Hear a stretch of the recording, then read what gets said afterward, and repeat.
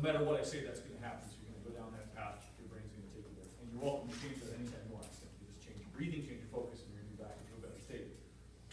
And here's what I'll offer, is that in front of the video cameras on Friday, you're going to be in small groups, about the size of the tables that you're at right now. So just you and a few peers. I'm not there.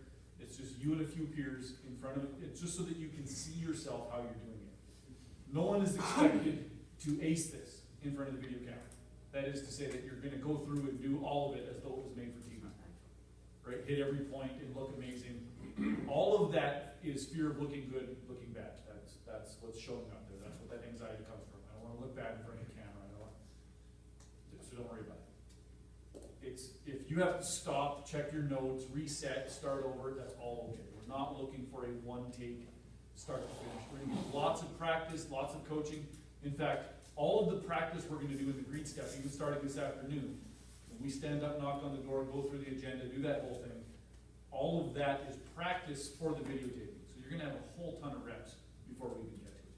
So again, I'll encourage you, when we get to that place where we're practicing, really go for it. Put your best foot forward. Make sure that your learning partner is well prepared to get in front of that video camera when we get there on Friday. And that's about all I'm going to say about it. It's going to be easy, and I'm going to give you lots of time to prep. Okay? Furthermore, I want to draw your attention to the colored boxes on the bottom of page 16. As we progress further through the book, I don't want you to go to these pages, but if you flip, you'll notice that there are some pages with those colors of borders.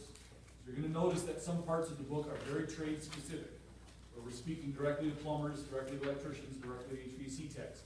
When we get to those pages, this will be your indication of where you're going to be. And we'll remind you of these colors, so you can look at yours. I would suggest you circle yours now, so you can see it, know which one is yours, and then let's move on to the roles of the service agent.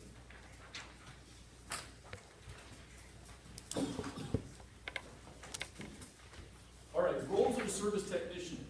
Who knows what these are? Show of hands. You know what these are? You think you know? Okay, good.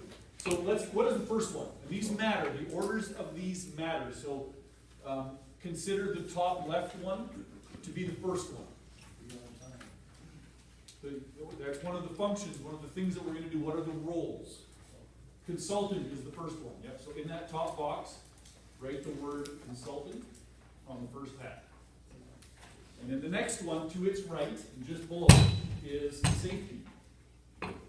And this is our job of making sure that the customer's home is safe, that we've addressed potential hazards in their home. And it doesn't matter what trade you are.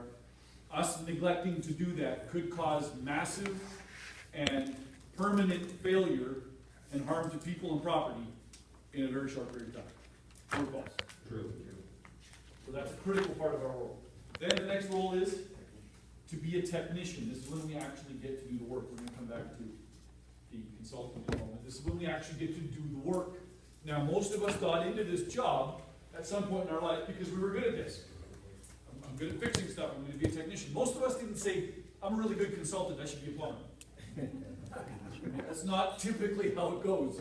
But we have to evolve from here to include all of this. We'll show you how that works. And then the last one is revenue producer. Revenue producer. So, and here's a little secret. There is no other place in the company where money comes in other than you all. One of you selling something in a customer's home, that's how the company gets money, period. There's no other source. There is no other source. If we stop doing that, or stop doing it well, the company shuts down. That's just the way it works. So it's a major focus. Agreed? You hear about this in meetings. We talk about the numbers all the time. It's a massive focus because the moment we take away this, the whole thing shuts down. And this is true for you. If you think that money isn't the important piece, consider how well you would continue to do your job and how long you continue to do your job if they stop paying you. Well, that's it. We're done. Let's go somewhere else, right? Like that's now. There's no debating this or thinking about how, well, maybe I'll stick. No, it's just, okay, see ya. Right? So it's critically important. And yet, it appears on the bottom of this list. Let's get our heads around that for just a moment. Because this relates to integrity. Has anyone ever met a guy or know a guy, or minute guy who moves this technician role to the top of this list. I go fix stuff. Customer says fix it and get out, so I do. I do exactly what they said. And then what happens with those customers? What do they do the moment you leave? They complain. Why? What's the complaint sound like?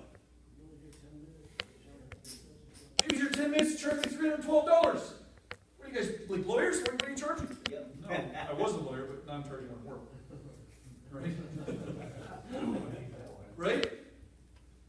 And this happens all the time. Yeah, well, sure, he put on the shoe covers and he was on time and all, but like, good grief, 10 minutes for $300. It's ridiculous. Get this. 90% of price complaints inside of companies like yours exist on single task calls. Single task. How much does a single task cost in your company? What's an average single task? About $300, yes? And how long does it take? About 10 minutes, 20 if I put on the dog and pony show. And then the customer complains. Would you complain if you were that customer? Yeah. Would you feel a little bit slighted? Of course you would. Here's the thing, there's a little trick to feeling empathy for people, to just understanding where they're at. If you were them, having lived through all the things that they lived through, being raised how they were raised, and all the stuff that they didn't have control of where they are in life, you would be responding exactly the way they are. Most of us, if we were our own customers, would respond to us exactly as our customers do. And there's that magnificent mirror reflecting back to us again. Okay? So, we get this. We put this on the line. This is a one-task call. That's the only thing possible if I'm being technician.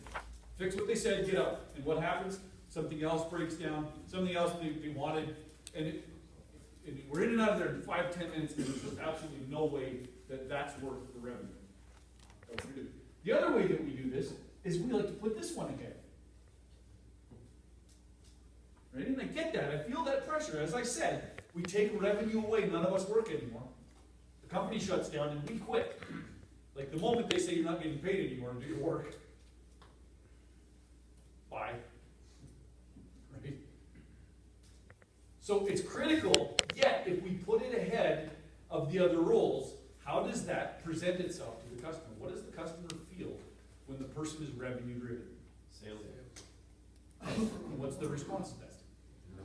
They push back. What would be your response to that? If you were being pushed by a salesperson, wouldn't you do the same thing? Of course. So don't blame them. Don't blame your price. Don't blame your company. It's not what's going on here. Okay? You're going to catch one thing for me very quickly. It's that you are completely responsible for everything you know. And we're just going to keep it coming back to that. And the more you resist it, the more I urge you to push towards your resistance. If you're feeling resistance to that right now, just consider how you can just push into that and watch what starts to happen when you start to take responsibility. Because this whole thing comes down to one of the things that we said was important. I'll stick down here for them. In our code of ethics. And that is this matter.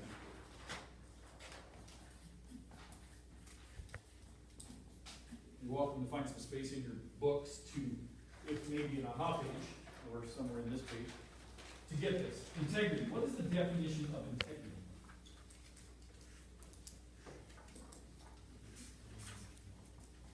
Dedication. Doing what you say you're going to do. Doing what you say you're going to do. Here's a really simple way to look at it.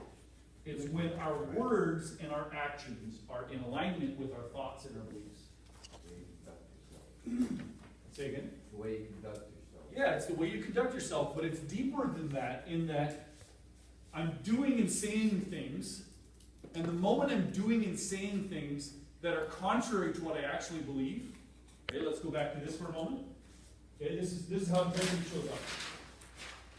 Hey, Mr. Customer, I'm all here about serving you. I'm all here about taking care of you, making sure that you get the most out of this call, and everything goes wonderful. And secretly, in the back of my mind, what I'm actually thinking is, I gotta sell this thing. I've missed 2 out of 3 today. I gotta sell this thing. You're buying something today, no matter what happens. And what does the customer read? Blah, blah, blah, blah, blah. This guy's here to sell me stuff. They pick up on it, don't they?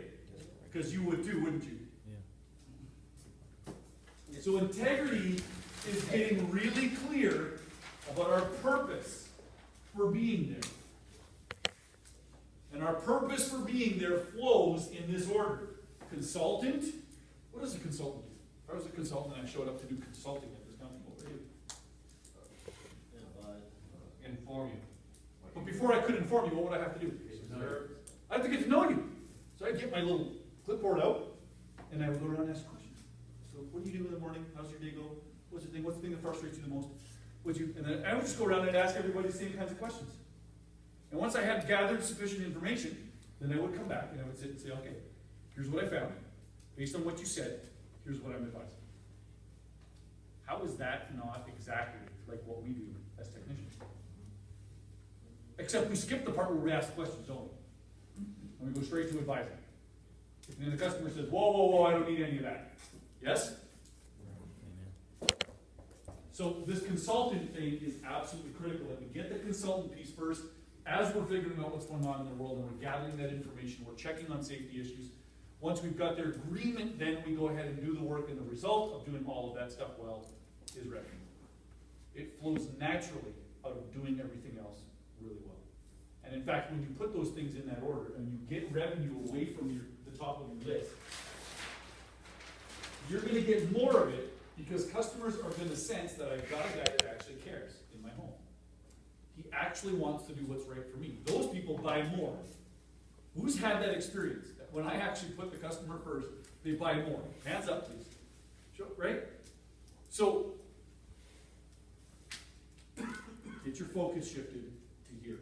And by doing so, you're going to do it. Now here's another thing I want to offer about integrity. Anytime I find myself in a call trying to invent words to convince a customer to do something that they're not doing, I'm trying to remember memorized language. Right? Oh, what do I say when they say this? Oh yeah, I gotta say that. Anytime I'm in that place, my integrity's out of line. Yeah. It's not really coming from me, is it? It's coming from something I memorized to swindle them into doing something they didn't think they were going to do otherwise.